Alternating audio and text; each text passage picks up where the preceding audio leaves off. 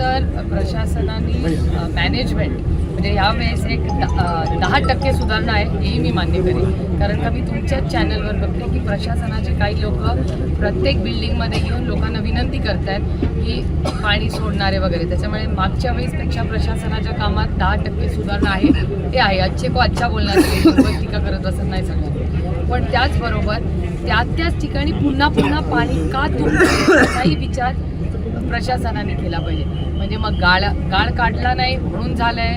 पाणी जर जास्त सोडताय तर मग तुम्हाला माहिती आहे किती पाणी ते घेऊ शकतं, तर तेवढ्याच त्याच स्पीडनी आता उजनी धरण आता मला वाटतं उद्या 100% भरेल.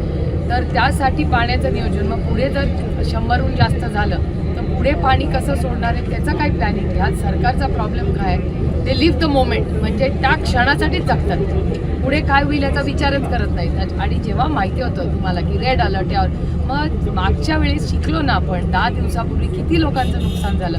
मग याचं पुढचं 1 महिनाभर 2 महिन्याचं संपूर्ण प्लॅनिंग का नाही हे सरकार करत आहे. म्हणजे प्रशासनाला अडचण काय आहे पोच. म्हणजे त्या मागच्या वेळेस घरं उद्ध्वस्त झाली हो.